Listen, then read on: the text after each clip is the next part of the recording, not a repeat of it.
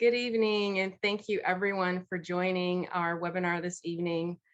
We are here very excited to have all of the attendees. My name is Kimberly Ann Ward. I am the co-chair of the Women Lawyers Division Personal Development Committee, and I'm also a member at large, board member at large of the Women Lawyers Division, board member at large of the National Bar Association and Region 6 Director. We are very excited and thankful and grateful to President Carlos Moore, to Chair of Women Lawyers Division, Sharon Bridges, for affording us this opportunity to bring such relevant programming to our membership. I'd also like to say that we are doing this as a part of our Women Empowering Women webinar series, which has been so successful, and we're happy to have you joining us this evening. Just a bit of housekeeping. If you have any questions at all, I'm sure you're going to have quite a few with this amazing panel.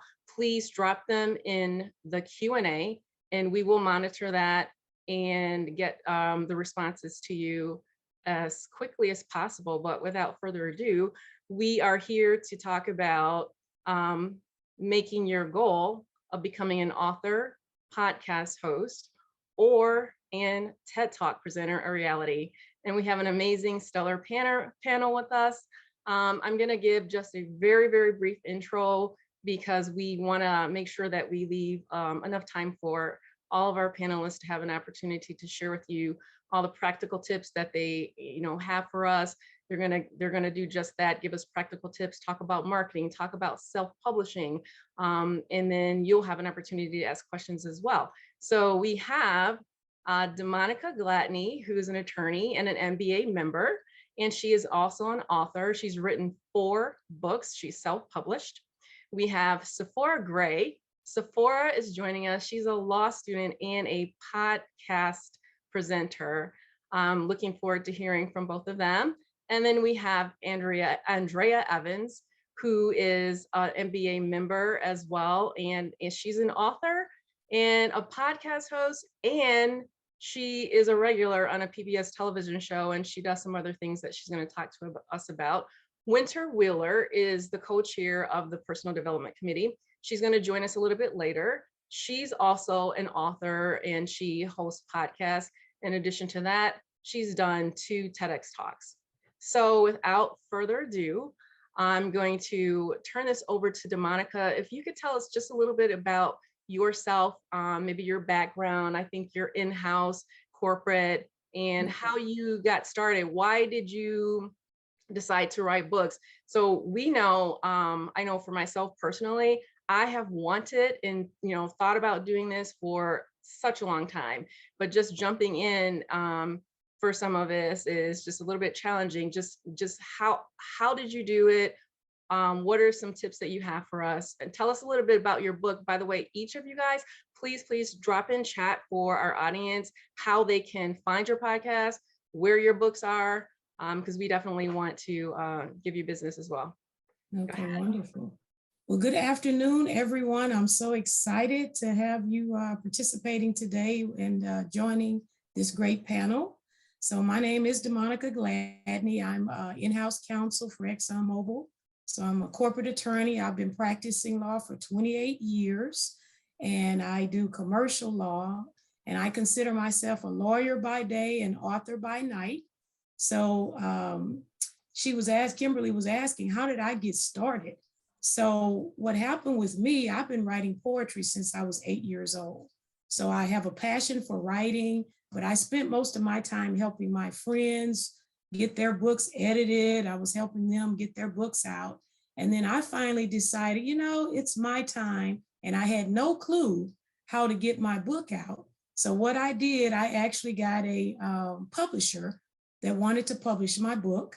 Long story short, turned the book over to the publisher. When it was time for me to get the book, after I approved the final proof, the book never showed up. So the publisher literally skipped town, had my book. I literally had to start over. And I was devastated because I could not figure out what did I need to do next. So what I did, I started by reading the self-publishing manual by Dan Poynter with a Y. And the revelation I got from this horrible experience is when God gives you a gift and a revelation on something, you never turn that gift over. You get people to help you bring it to pass. So that's how I got started. So I decided instead of getting someone to do it for me, I wanted to do it for myself. And I'm blessed to be the author of 4 books. They're all nonfiction books. My first book was Reflections from God, inspirational poetry. So it was a compilation of my poetry from over the years. And then I wrote 2 nonfiction books. One is called Willing to Wait, talking about being in the waiting room of life and how do you get through that waiting process. And then I have my third book is Identity Theft, Discovering the Real You. You know how we get lost sometimes as we travel through this road called life. And so it takes you through that process of rediscovering who you are. And then lastly, my most recent book is called My Journey. So this is my second book of inspirational poetry. And the challenge with that one was writing it during a pandemic. So what we're going to talk about in the panel later is how do you market the book? How do you get it out there? And we're in a virtual world. So I'm looking forward to talking to you further about that. And you can find out more information about my books on my website. And that's www.demonicagladney.com. But I'm looking forward to our dialogue today. And Thank one you. quick question for you. Yes. You mentioned you self-published all 4, correct? Correct. Did you use the same process in going through that for all 4, or how did you do that? Yeah, so for the first 3 books, I actually used a printer. I did the publishing, but I actually retained the person that did the book cover. You have to have the interior design done. So all parts of the books, I controlled the first 3. And so I used offset printing. So they actually put the book on the printing press. That's the old school way of doing it. It takes a little longer, but it's a very effective process. Well, of course, we're in a virtual world now. So my new book, I actually took a different approach for that one in terms of printing. So now there are print on demand options, and you don't have these boxes of books sitting in your garage. So there are 2 options I used on my last book. It's called, the Amazon option is called KDP. It's Kindle Publishing Group. And so they actually, you upload everything to their site and they do the printing on demand. So if somebody wants to buy your book, bookstores want to buy your book, that's a more effective way to do it. And then you just pay the cost to get copies of the book for yourself, but people can pay directly to the bookstores. And then you also, there's Ingram Sparks, and that's another print on demand. So I use both of those. They have different uses. One is Amazon and the other is for distribution to bookstores. So there are a lot of options out there for you as a self-publisher. So what's the real difference between the cost? Is there a significant difference between the cost and the first way that you did it, the print to press versus the print on demand? I think the cost is probably more cost if you do the traditional self-publishing, because you're having to get the proof done, you're having to send all of the different phases of the book back and forth with the printer. And so there's costs associated with that. And then shipping costs, all these things that you do when you have a physical book. Whereas with Amazon, they don't charge a fee to set up the book in their system. And so you only have to pay for the books that you purchase. But once you get set up with them, people just buy the books directly from Amazon, and then they just pay you a royalty. So that's more money in your pocket if you do it that way. With Ingram Sparks, because they're a distributor and they're putting your books in bookstores, they actually have a setup fee. But if you actually join some of the publishing associations, you can get those fees waived. So you can actually literally set all that up at no cost. That is great information. Thank you so much for sharing. And we'll come back to you to dive a little bit deeper. But now we're gonna talk to Sephora for a moment. Sephora, welcome, and thank you so much for being a part of our panel. Sephora is a law student and she's quite dynamic, doing wonderful things. Please share with our audience what you're doing. Tell us a little bit about yourself first. Thank you so much, Kimberly, and thank you for having me on this wonderful panel. So as Kimberly said, I'm a law student. I'm a 3L at Georgetown. I will be graduating in May. I cannot wait. As many of you probably already know, law school is super stressful, but just a little bit about me. So I am the editor-in-chief of the American Criminal Law Review at Georgetown. I am also a BOLSA, that's the Black Law Students Association mentor. I'm a writing fellow for RISE. RISE is Georgetown's pre-law school program, and I worked for 2 law firms, my 1L and 2L summer. After graduation, I will be clerking on the district court in Maryland, and after that, plans are currently up in the air. I might go back to my firm. I really enjoyed my time there. And then kind of transitioning a little bit into my podcast. So I am the host of podcast Topping the Curve, which is a legal podcast that I started back in April. So I interview Black women attorneys and other minority attorneys, all women, about their careers and how they were able to find success in their careers. So in the podcast, I kind of started it with the goal of helping underrepresented students figure out different career paths and how they can envision their future, how they can find success in and out of law school, and then further going into the legal field. I've found that the podcast has since grown and blown up into a lot more than that. So I have interviewed amazing women attorneys who are doing amazing things, different jobs that I didn't even know that you could do with a law degree. So I've interviewed a pro bono counsel. I have upcoming an interview with the police department attorney, which should be super interesting. Got some humanitarian attorneys, some professors. And on the other side of that, I also sometimes interview law students and talk about how they found success in law school. They give, and the attorneys give this advice too, but they talk about what students can do to best set themselves up to go to the career path they want to do. So just a couple of examples there. I've talked about clerkships. We've talked about how to decide between what law school you should go to, should financial considerations come into effect. And I found that through the podcast, I'm actually learning a lot, which is great. And I've been in contact with a lot of my listeners who really enjoy it. And so it's probably one of my favorite things thus far that I've gotten to do throughout law school. Thank you so much for sharing. One thing I wanted to ask you was just for some of us who are completely unfamiliar with how, starting a podcast, what would you recommend us to do? And how should we get started? That's just the general question. I actually have a more specific question, but if you could just start there.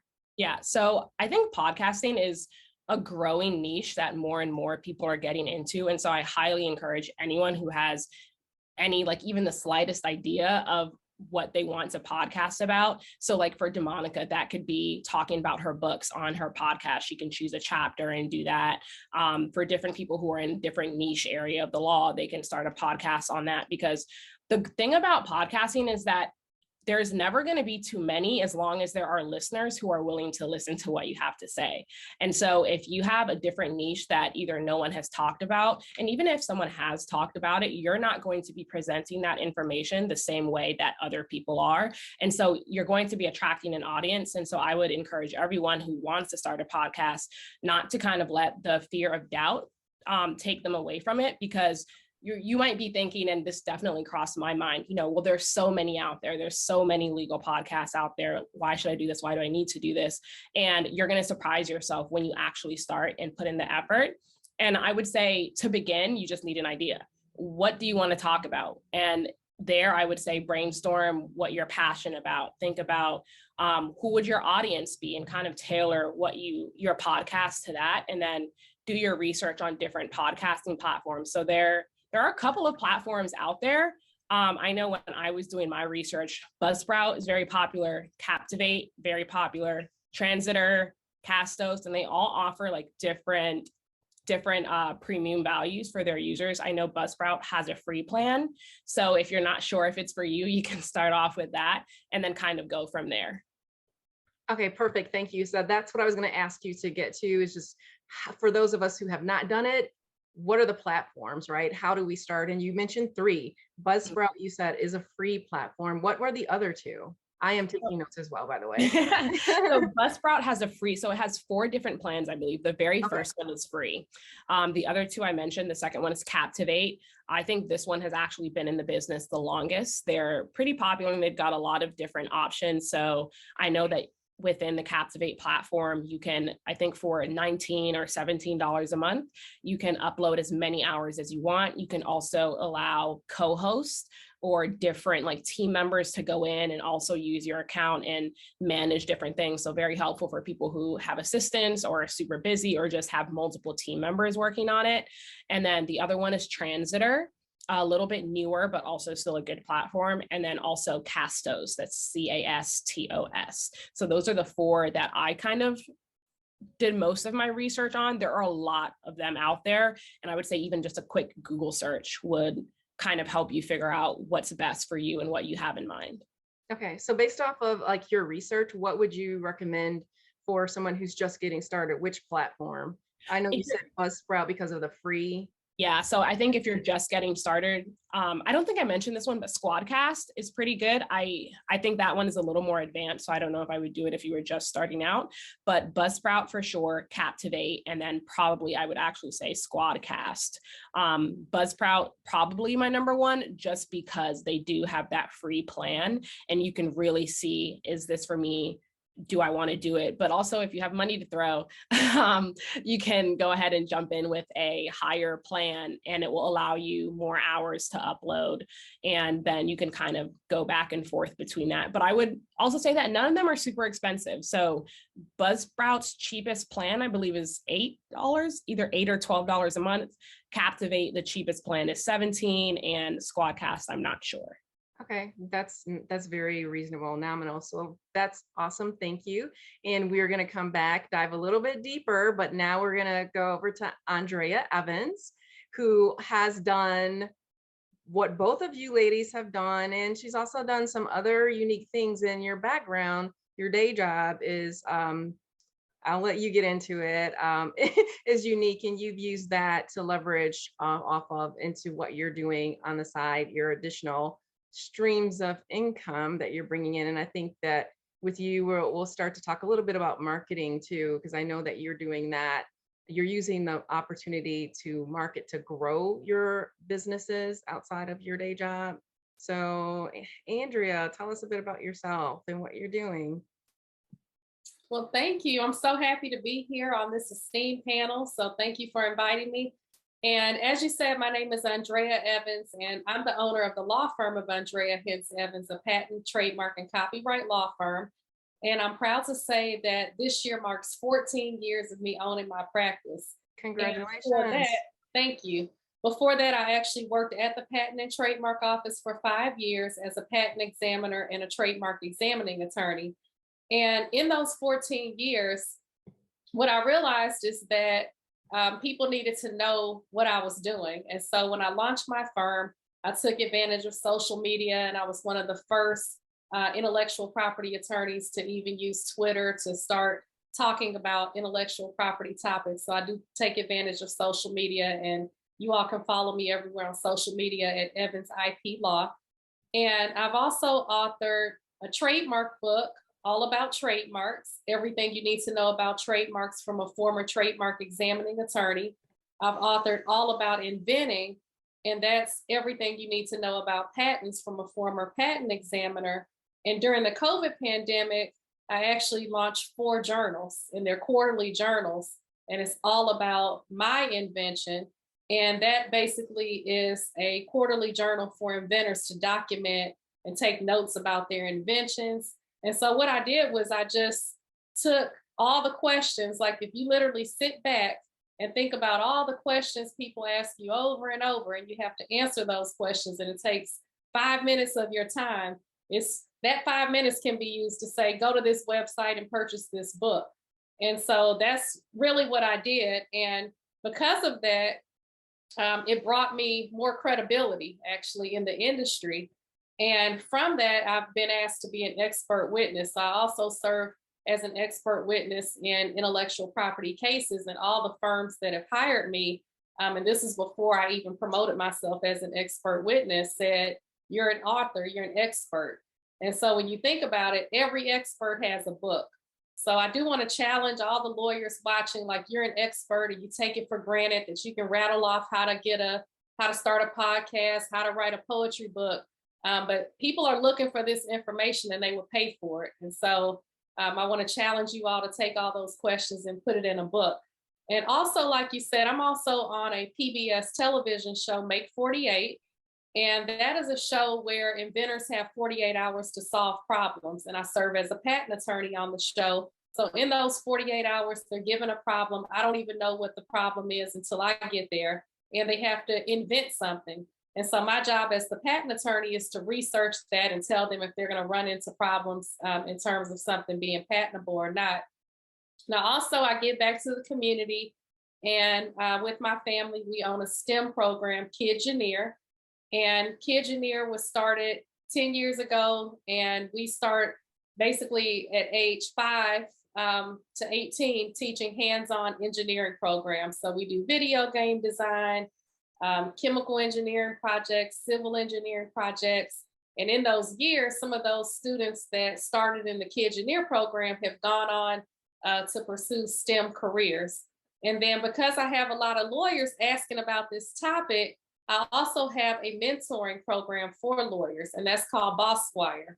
And so with Boss Squire, you can have a one-on-one session. How do I write a book? Can you sit with me and help me outline a book? Can you strategize things? So all those types of questions. So that's what I've been doing. And, I love talking about this, and I'm happy to speak on this topic because everybody is an expert on something. And it can seem intimidating when someone says, write a book. But when you literally go back and look at your notes or a presentation that you made, that can essentially be your outline. And from there, you just fill it in with sentences. And before you know it, you have a book. Exactly. And thank you so very much for sharing and giving us an overview of everything that you're doing, which is phenomenal, by the way.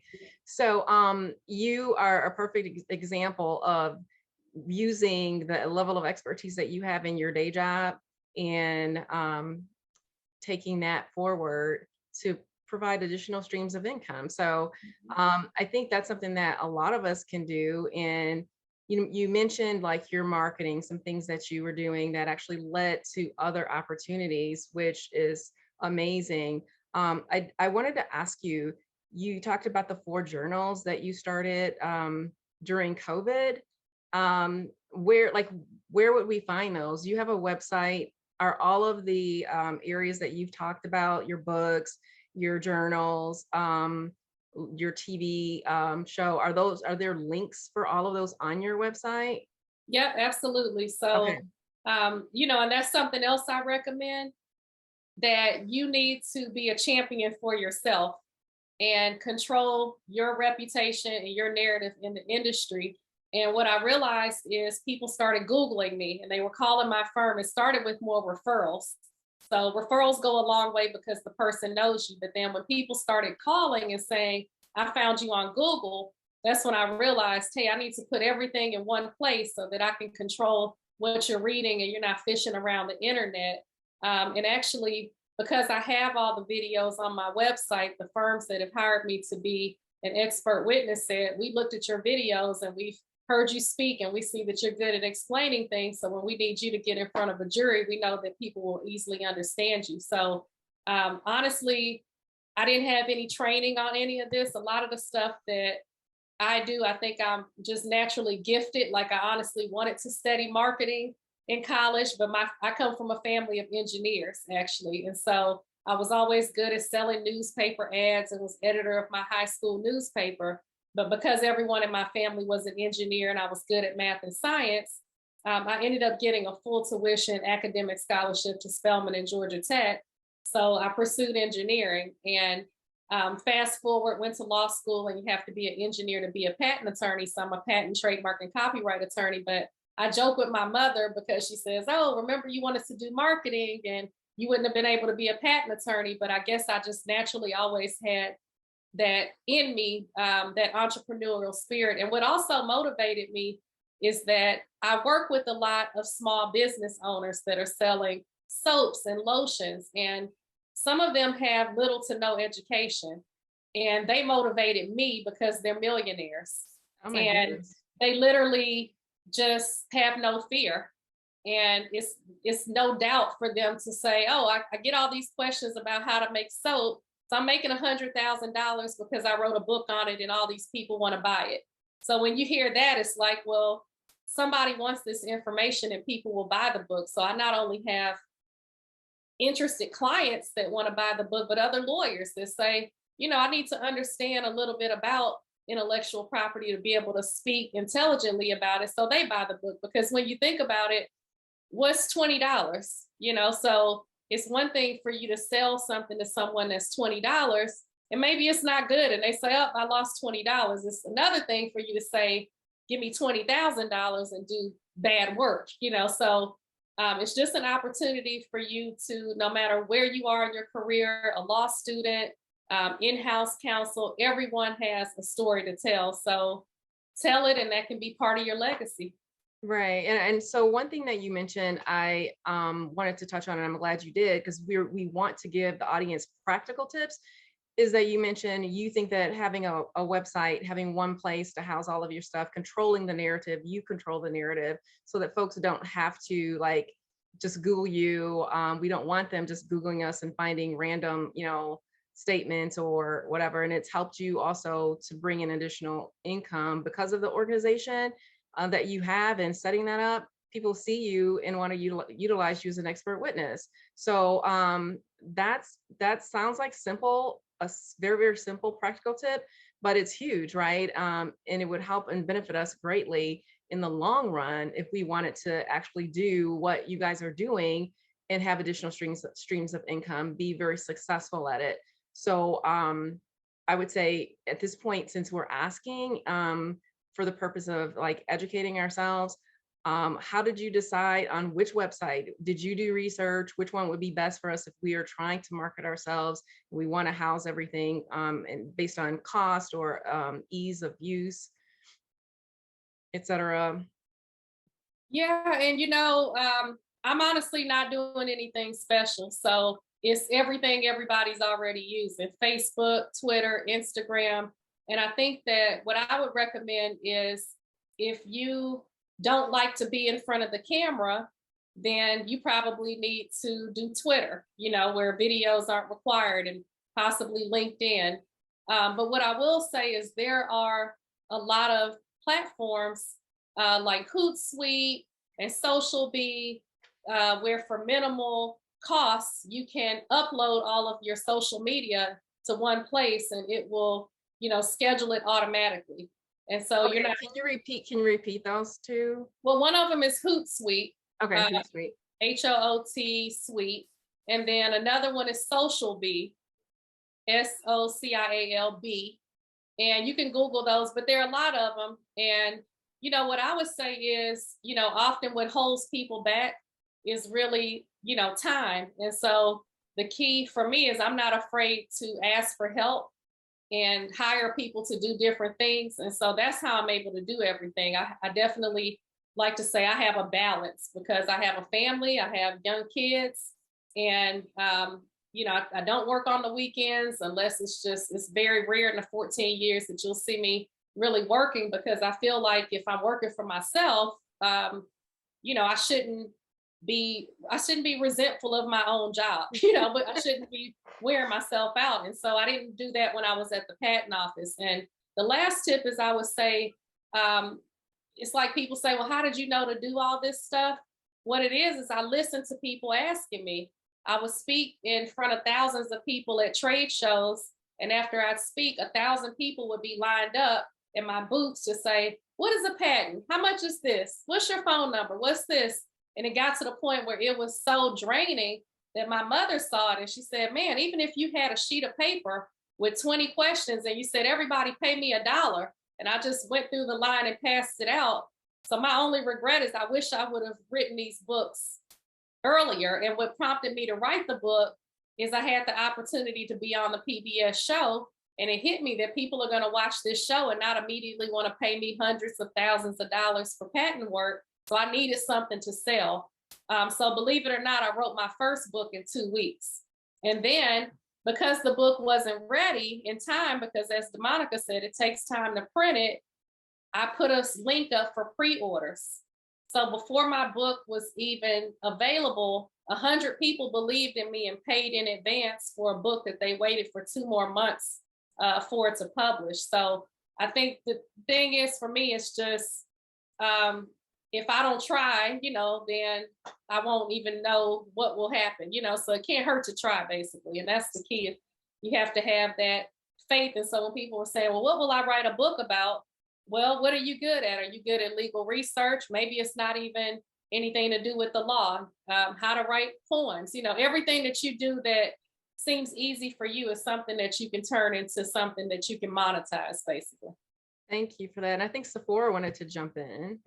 Yeah, just to capitalize on what Andrea said. So she talked about how she was able to start selling her book and how, $20. And then if they don't like it, they don't like it, but they're not spending, $20,000. And then she also talked about the importance of marketing yourself and basically being your own best advocate. And I just wanted to reemphasize what she said there, because I think part of being able to monetize your quote unquote hobby or monetize like different aspects of your career is believing in yourself, and then therefore getting other people to believe in you as well.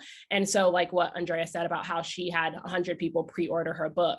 So before I even launched my podcast, I created an Instagram for it. I created a Twitter for it. I had my website up and I was advertising it and saying, these 3 episodes are going to go live on this date. And so that's another thing that I think is really helpful, is to kind of put yourself out there and not be afraid to fail, and just pay attention to how are people reacting, but also don't let that hold you back from going forward with whatever it is that you believe that you are called to do. And then to the point about website, so I use WordPress. I will say it's not my favorite. And if you are more advanced, you might want to start with something else, but I do use WordPress. I still use it now, and it's pretty simple. It does everything for you. So you just put in what you want. I will say it took me like 3 days to finally get it to how I wanted it to. But it has everything I need. So I have a free law student guide on there. And that's another thing that I was thinking about that kind of helps establish your credibility, is providing something that is free that people can then have access to, which will then more than likely lead them to make them want to pay you for more things that you provide and more quality information. And I know that Buzzsprout, I did see a question about, does Buzzsprout delete the podcast after so many days? So the free version does. You have 3 months. I think 3 months is plenty of time to figure out if you want to keep your podcast going. So after 90 days, if you're on the free version, it will delete it. But if you're on the paid version, it stays up forever. Another question was, have you monetized? So really quickly, Yes. for the Buzzsprout, the free, you said that they delete, but can you upload yourself, or save your prior recording? Okay. Mm-hmm. Yeah. So when I started, I was on the free version. So my first 3 episodes I uploaded while I was using the free version. And then 2 months in, or maybe even a month in, I was like, yeah, I'm definitely going to keep doing this. And then I just did the paid version. But so you can record on Buzzsprout or on your hosting platform if you wish. I do not. I use a separate recording software. So there are a bunch that you can use. I know Zoom you can use, and then there's a setting that you would change it to make sure that it records the 2 separate people, it records everyone separately, so that when you're editing, you can edit the 2 different audio tracks at different times. Yes. I didn't do, what is that setting? Oh. Do you happen to know? So if you go to your Zoom preferences, there's an option where if you go to recording and then, go to recording, and then it says there's a line that says record a separate audio file for each participant. You want to make sure that's checked.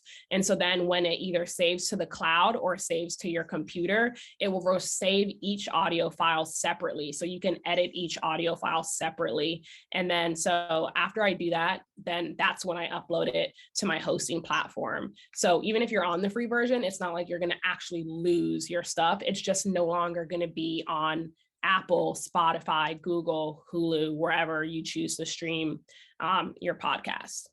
That's awesome. We're getting such great practical tips. That's amazing. We do have some questions, and I think you guys are doing a great job incorporating the responses into your answers. But I think, let's see, one question that I am seeing, we may have touched on, what is the most ideal process to get the book to market? What's an approximate net revenue range for a self-publisher that a self-publisher could expect? DeMonica, do you want to handle this one? Yes, well, I mean, there are many options out there. I kind of mentioned for actually publishing your book, because I wanted to say, just sort of piggyback on what Sephora and Andrea were talking about in terms of marketing earlier. So I think the first thing in terms of writing your book, we need to sort of back up there, because the question needs to be, why are you writing the book? Before you even get started, you're talking about marketing. I mean, are you just trying to tell your story? You know, why are you writing? I think you got to understand the why before you even get to the how. Are you trying to, like Andrea is doing, branding yourself or your business? Or is it just a conversation starter? So I think once you understand the why, that's going to help you to get started, because that's the biggest piece. People are saying, well, yeah, I can write stuff, but if you don't understand why you're doing it, you'll just sit back and continue to procrastinate and wait. So in terms of when you do self-publish, I wanted to mention there are several options. You got the traditional publishing option, and that's more difficult to get because, you know, you got the Simon Schusters and the big traditional publishers where they come to you, they want your book, they pay for everything. And, you know, basically they own the rights to your book. And so the difference is if you're going to self-publish, you own the rights to your book. So in terms of what the revenue is, that's up to you, because you got to figure out sort of what your costs are going to be. You're going to have to, when you talk about writing a book, you're going to have to get the cover design. You're going to have the interior design of the book, typesetting. If you have the book printed on offset printing, whatever option you use, or whether you use print on demand with Amazon or Ingram Sparks, you're going to have to pay for those costs. So you really got to put together your sort of, plan in terms of how you're going to pay for the books. And then you got to figure out how many books you're going to sell. I think the advantage of going with the print on demand, you don't have to order the books in advance. You can just let people, like, for example, order your book on Amazon. So for me, I have a full-time job, so I do it as a ministry. You know, I did my books because I'm an inspirational speaker. So I speak at different conferences for churches, women's conferences, the Bar Association conferences. And so that was like Andrea was mentioning, that was an opportunity for me to have a product that people could take with them, and they could actually, my book could go where I couldn't go. So I think you have to think about sort of how big do you want to go? Like if I had more time, I could do more. So the revenue just based on what are your expenses and what you're going to have left. And you figure out sort of what is your sort of per book profit that you're going to make. So it really just depends on what your plan is. Okay, so I do want to go back for the two authors that we have on right now. When you guys talked about, I know you, DeMonica, have mentioned a couple times the Amazon platform with self-publishing. And I think, I know, Andrea, you said that it took you just 2 weeks to write one of your books. I'm surprised, right? And when we had our phase one on the Clubhouse platform, we heard similar, information from an author that this actually can be a fairly quick process. Whereas if you, like you said, DeMonica, don't really understand the why are you doing this in the first place, you do tend to procrastinate. And then the fear of the unknown, because we don't really have those practical tips from those who have actually done it, who are doing it. We don't move forward as we could. But what you guys are showing us today is that these are things that we can actually do, like right now. And within a few weeks, we can be self-published. So I think maybe to help the audience members, those who are listening, when you mentioned going through that process with Amazon and having the book on demand where as there's a need, it's being printed. what would we do when we, just practically speaking, what would we do right now as a person who's just getting started? Say we have the idea, we've written it, right? Do we have to go through a certain area of Amazon for like business owners? Do we have to like pay a fee to utilize that? What are those first steps in getting started self-publishing and going through the Amazon route, book on demand? Well, for Amazon, so first of all, I think I saw a question in the chat. They were asking like, what do you do after you edit the book? So the process is you write the book, you have it edited, and then once you have the interior design and the cover, so you're going to have the final versions of the book cover and the interior. And then what you would do on the Amazon platform, you actually upload those files and they check it out. It has to meet certain requirements, like your cover has to be a 300 DPI in terms of if you want to have a good quality. And so it's literally you're uploading the files and then they actually go through the sort of process check and then they print the book. And so they'll send you a sample of the book and you get to see what the quality is. And as the author, you can actually purchase copies of the book for you to sell, but the book actually goes into the Amazon, distribution. And then people can actually, the day I did my last book this year in April, I literally uploaded it in 2 hours. They were saying, hey, book is published. Oh my and gosh, literally really? people were already buying it on Amazon before I even advertised it. So it's a pretty quick process, but I think someone was asking, do I copyright prior to upload? Yes, when you want to copyright the book, well, you technically, when you write it, it has a copyright associated with it. And Andrea can give more details about this, but you want to register your copyright. So I do that, especially if you're going to have someone else handling your information, like in my situation where someone stole my book.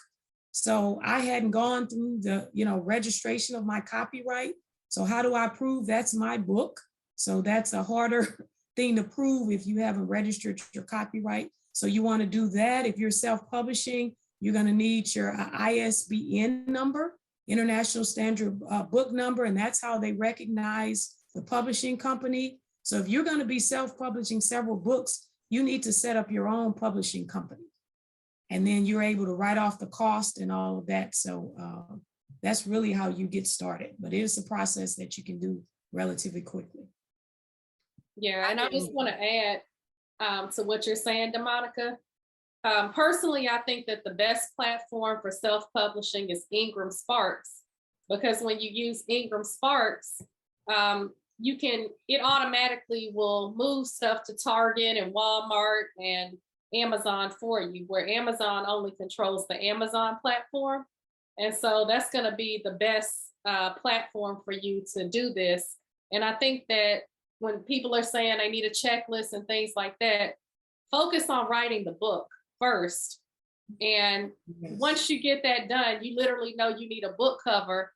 You can start posting. Can anybody create a book cover? You can go to sites like Fiverr and put in book cover and then see 1 million people all over the world that will make you a book cover.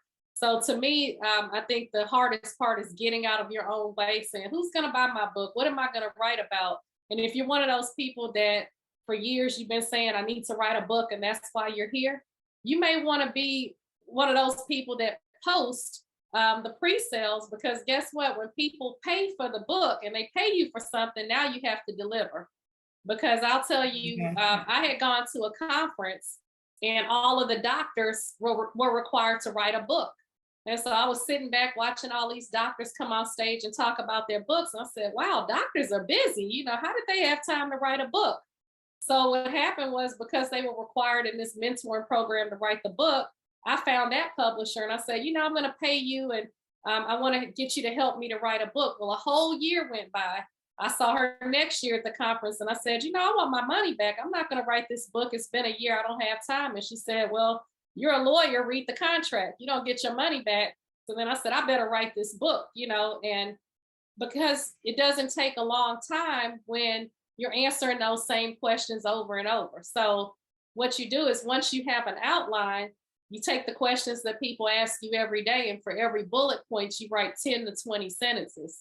So when you break it down in small little bits like that, I've said more than 10 sentences at this presentation. And if you're busy, maybe you have a long commute to work, you can record the book, and then there's software that'll transcribe it for you. So you really don't have any excuse but to get this done. And then I also have a podcast that's totally not even related to intellectual property, and that one is HBCU Highlights. I went to Spelman, and my own daughter's looking to graduate from high school and go to HBCU. So I said, during the pandemic, nobody was going anywhere, and one of my classmates and I said, hey, let's get together and interview HBCU graduates so they can talk about what they're doing. And we got 44,000 views and counting. And it started with just a Facebook Live. And then to Sephora's point, we took it and recorded it on Zoom and scheduled it to post, quote unquote, live on Facebook. And then we realized, well, Facebook is only going to allow us to show it to our friends, and people have to share it.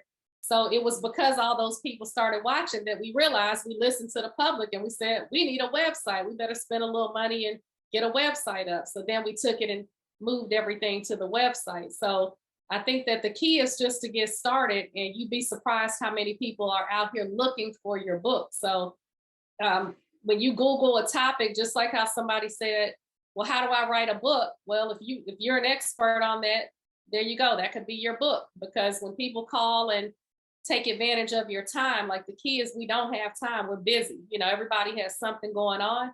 But I'll just say that personally, in my experience, when people pay for something, they get it done.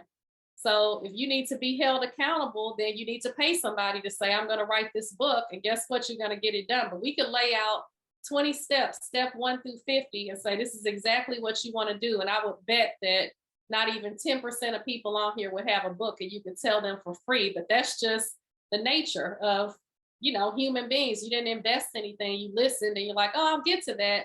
But when you put money out and pay for something, you're going to get it done because you invested in it. So you have to invest in yourself and believe in yourself and get out there and just get it done. Absolutely. We have a question, I think Sephora, actually, Sephora or Andrea, with regard to podcasting. How have you monetized or plan to monetize your podcast? So there are a couple different ways to monetize a podcast. I will say that if you go on Google and you search, they're going to tell you that you can only monetize your podcast if you have 1,000 downloads per episode, which they rate by CPM, which is cost per mile, or basically cost per 1,000 downloads. And what that means is you can charge sponsors to have a pre-roll, which would be before you actually get into your episode, a mid-roll, which is in the middle of your episode, or a post-roll, which is the end of your episode. And typically the mid-roll is most popular, so you can charge a lot more for that. But sponsors would pay to have that slot in your podcast, and it's per 1,000 downloads. So let's just say, just for simple math, because I'm an attorney, not a mathematician, you're charging $10 for a mid-roll. So if you get 1,000 downloads for that $10, then that sponsor will be paying $10 for those 1,000 downloads. If you get 2,000 downloads, they'll be paying $2,000, and so on and so forth. The more downloads you get, the more. So if you get 1,000 downloads, you make $1,000. If you get 2,000 downloads, you make $2,000, because you're charging $10 for the role. So that's one way to monetize your podcast, is to get sponsors. And the way to do that is there's a couple of different ways you can reach out to sponsors on your own. Here, I would suggest having a logistical write-up of why you want to be sponsored, what you're all about, what benefit you can bring for the company that you want to sponsor you. And I would say that's probably the most important piece, because ultimately they want to know how you can benefit them and not what they're going to do for you. Outside of sponsorships, there are also, you can put in little bits in your podcast about what you're selling. So if you're an author, say, hey, if you want to learn more about this, I have a book on it. the link to go buy it is in the show notes. And you can get a lot of money by just leading people to your product. So I know someone who sold t-shirts and made $1,000 selling t-shirts just by advertising it on their podcast. Another thing that I would say is, I mentioned it earlier with my law school success guide that I give out for free. So when I advertise that, I put it on Instagram, Twitter, LinkedIn, and Facebook. And I had it in, I could think 5 podcast episodes, and I got over 50 downloads, and that was free. So if you start off with the free product and then you build your way up and then charge however much you think it's worth for the next product, and people are going to pay for it, especially the people who saw your first product and saw that it was worthwhile. I think the second piece to sponsorship, which is kind of outside of the CPM that you'll see if you Google, is, are you providing something that nobody else is providing, or what is the value that you can bring that nobody else has? So in Andrea's case, it would be her patent expertise. So even if she doesn't have 1,000 downloads per episode, she's in a niche market that maybe not many other people are talking about, and you want to argue that in your pitch to your sponsors. And in those cases where you don't want it to be based off your download numbers, ask for a flat rate. Say, I wouldn't even mention the download numbers. Honestly, I would say, here's what I can provide. This is what I can do for you. This is what I know I'm worth. This is my audience. And this is the flat rate that I'm asking for per episode. So if you ask for $100 per episode and you're releasing 2 episodes a week, then that's $200 a week that you would be making just off that flat rate. And outside of that, there's other ways for you to monetize your podcast. So Buzzsprout, which I mentioned before, they have a section just for affiliate marketing, and they'll connect you with sponsors through there. You can also put in little ads in your show notes where people can click, and then they can go purchase from whatever company it is, and you'll make commission. So there are lots of ways to monetize your podcast. And then the last thing that I'll say is, when you get here, you can actually charge people to be featured on your podcast. I do not do this. I think it's beneficial for me to not charge my guests. I think the exposure that they get and the information that I get and the information that I'm able to put out is worth a lot more than me charging my guests. So I have not yet monetized my podcast, but I do plan to. And when I do, I will probably go towards the first 2 ideas that I told you guys, which is the CPM, so cost per 1,000 downloads, or the second one, which is essentially, this is a niche podcast. There's no other podcast that's interviewing solely Black women about what they're doing in the law. And so my value to you, especially if I'm targeting law students, attorneys, is a lot more than what you would get from just sponsoring any other podcast. Hope that answers your question. Great, thank you. And for those of you who are attending, please check the chat. Our panelists have been so gracious to put info in there that's really, really relevant and would be helpful for you. So check that out. I wanted to just go back really quickly to Andrea. You mentioned the STEM program that you have for kids. I think you said from age 5 to 18. That's something that you have with your family.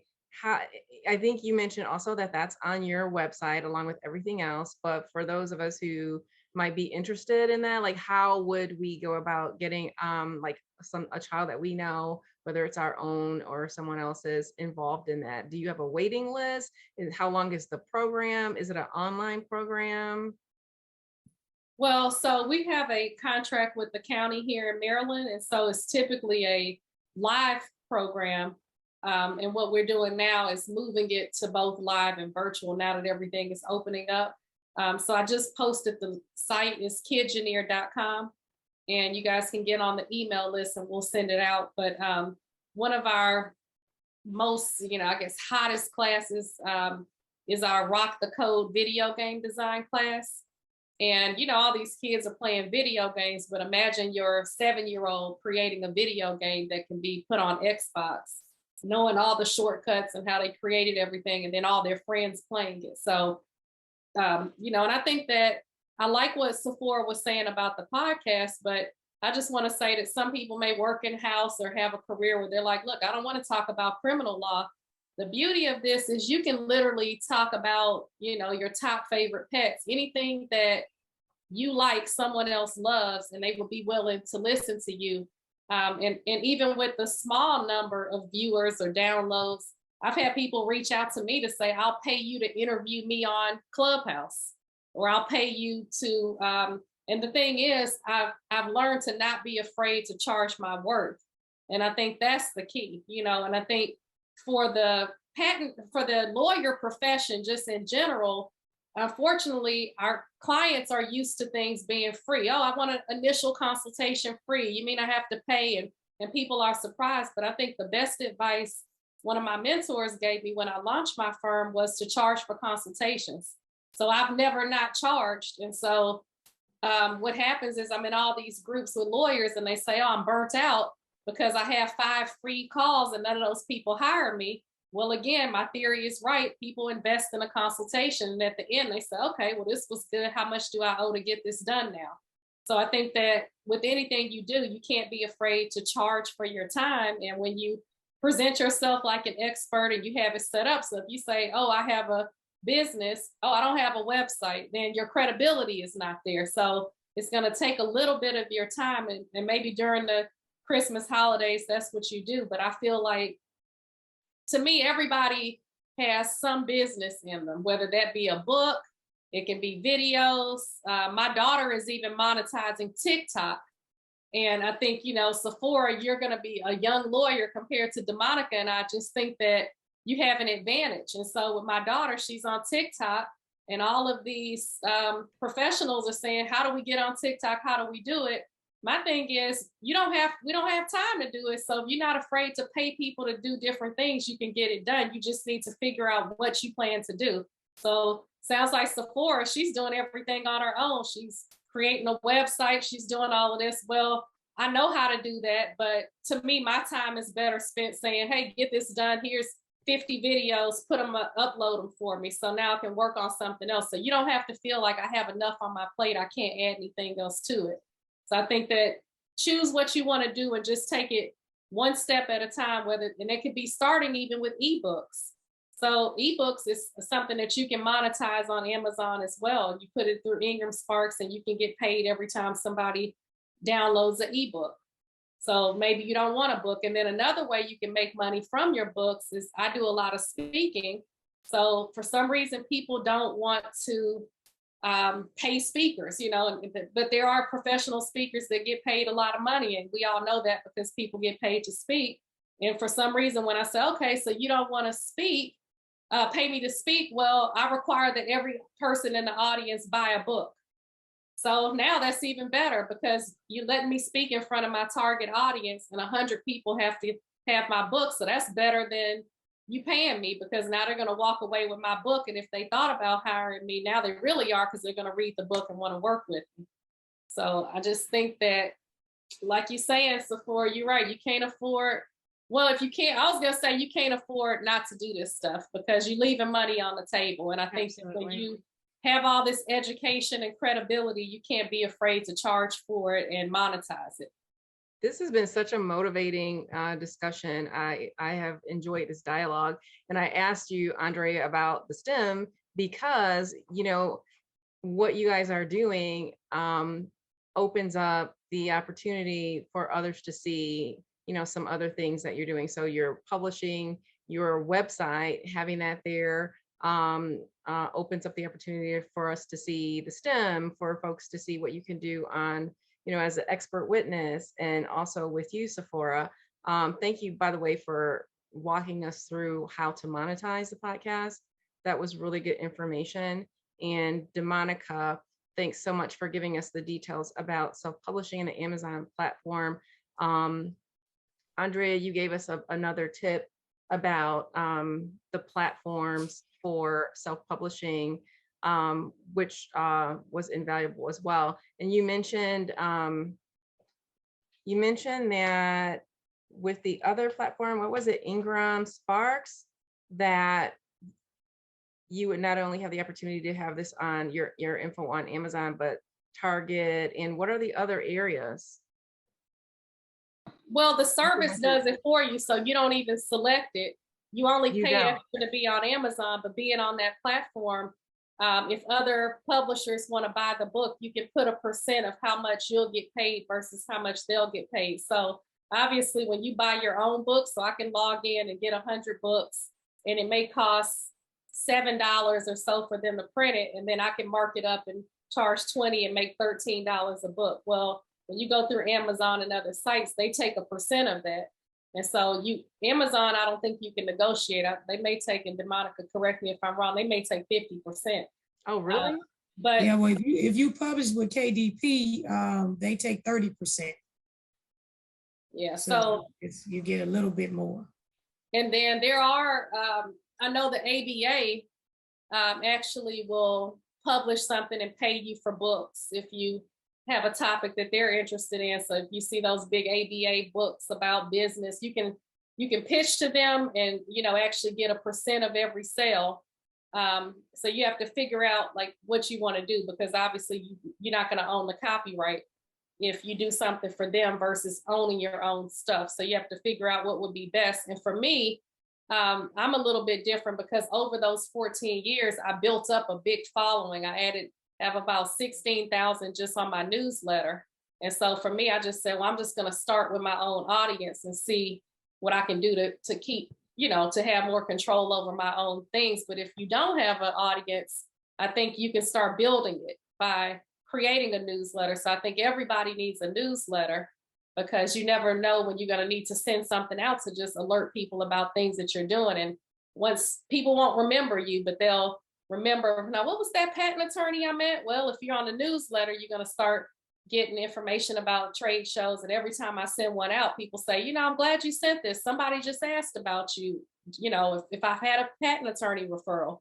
So I think it's just good to stay top of mind. And it doesn't have to be law though, so I'm fortunate to be in this niche practice, but that doesn't mean the work is just flowing in. I have to work hard. It's a lot of attorneys out here. So you still have to separate yourself from others. And the way you do that is by laying it all out for people to recognize you as an expert in your area. And I have a lot of clients that are doing non-traditional things beyond their careers. I work with doctors that are selling cookbooks. I work with, so it doesn't have to be directly related. Like DeMonica's poetry isn't about law, but she goes and speaks about, she's a poet. So I think that anything that makes you happy, because unfortunately there are a lot of lawyers that just don't like their careers, but there are a lot of you like Sephora, when I was listening to you, there are a lot of law students that have questions that say, well, how did you get a judicial clerkship? How did you get on law review? There are no books about that. So you could be the only one to write that book, and then people will copy you and try to, say, oh, you're writing a book. Well, I need to write a book. And that's fine, because by then you're so far ahead of the curve, you're the first to do it. So you're already on to the next project. Amazing. And so I just want to mention, I see a couple of questions in chat about the TED Talk. Winter Wheeler, the co-chair, who is our expert who's done 2 TEDx talks, has a conflict. She's also a mediator, so her mediation is running long, which happens for us, as we know. So she is very apologetic, and she will be available via email to answer questions, and I'll drop her email in the chat. But we will also continue the discussion at a later point. This is our part 2. The part 1 was on the Clubhouse platform. We are at 6:33. The time goes so fast when we have amazing panelists and such a hot topic that's so relevant for all of us. You guys have definitely done your job tonight because you have given us so many practical tips. I mean, walking away from this session, if we do not get started and have an additional stream of income, then it's all on us because you've given us all of the tools that we need to do it.